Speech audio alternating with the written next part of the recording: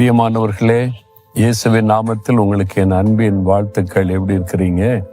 நல்லா இருக்கீங்களா? இந்த புதிய நாள் எப்படி இருக்குது? பிரச்சனைகள், போராட்டங்கள், நெருக்கங்கள் அதுக்கு மத்தியில் இருக்கிறீங்களா? எதிர்க்கிறவங்க, விரோதமா போராடுறவங்க சுற்றிலும் இருக்கிறாங்களா? வேலை செய்கிற இடத்துல, வசிக்கிற இடத்துல, ஊழிய செய்கிற இடத்துல மனுஷரால் வரக்கூடிய பிரச்சனை, நெருக்கம், சத்துருக்கள் ரொம்ப பெருகிட்டாங்க அப்படின்ற ஒரு சூழ்நிலையில் இருக்கிறீங்களா?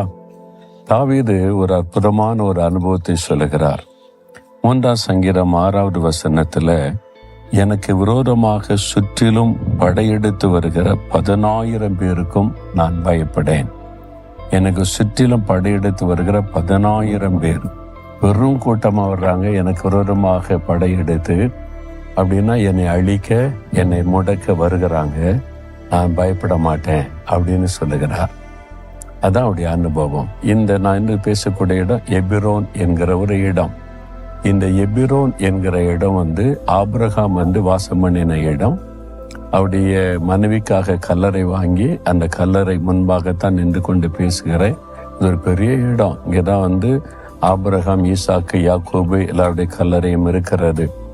தாவீது ராஜாவாக அவர் முடிசூட்டப்பட்டது முதலாவது இந்த எபிரோன்ல தான். 7 வருஷம் இங்கதான் அவர் ஆட்சி பண்ணினார். அதன் பிறகுதான் எருசலேமுக்கு அவருடைய தலைமையிடம் மாற்றப்படுகிறதை வேதத்திலே நம்ம பார்க்கிறோம்.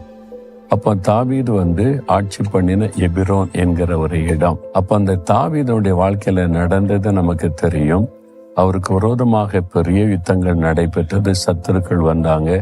அவர் சொல்ல, நான் பயப்பட மாட்டேன். 10,000 பேர் வந்தாலும் ஆண்டவர் அவருடைய உள்ளத்துல ஒரு தைரியத்தை கொடுத்திருந்தார். ராட்சதனாகிய கோலியாத்தை கூட அவர் வீழ்த்தினார்ல. அப்ப அவன் எதிரியை கண்டு அவனுடைய பலத்தை கண்டு பயப்படவில்லை. என்னால் தன்னோடு இருக்கிற கர்த்தர் பெரியவர், சேனைகளின் கர்த்தர் என்பதெல்லாம் அவர் அறிந்து விசுவாசித்ததுனால, சூழ்நிலைகள் கண்டு பயப்படாததுனால வெற்றி பெற்றார். இந்த பயம்தான் நம்முடைய தோல்விக்கு காரணம். ஆகவே ஆண்டவர் சொல்றார், பயப்படாதே மகனே, பயப்படாதே மகளே. உனக்கு விரோதமா எத்தனை பேர் படையெடுத்து வந்தாலும் உன்னோடு இருக்கிற நான் சேனைகளின் கர்த்தர், தாவீதுக்கு ஜெயம் கொடுத்த தேவன் உனக்கு ஜெயம் தருவேன் என்று இன்னைக்கு உங்களோட பேசுகிறார். ஏதோ ஒரு காரியத்தை குறித்து பயப்படுறீங்க. உங்களுக்கு விரோதமா எழும்பி இருக்கிற மனிதர்கள், செல்வாக்குள்ளவங்க, பணக்காரங்க, அதிகாரத்தில் உள்ளவங்கன்னு சொன்னி, இயேசுக்கு மிஞ்சின அதிகாரம் யாரிடத்தில் இருக்கிறது? அவரை ஜெயிக்க யாராலே முடியும்?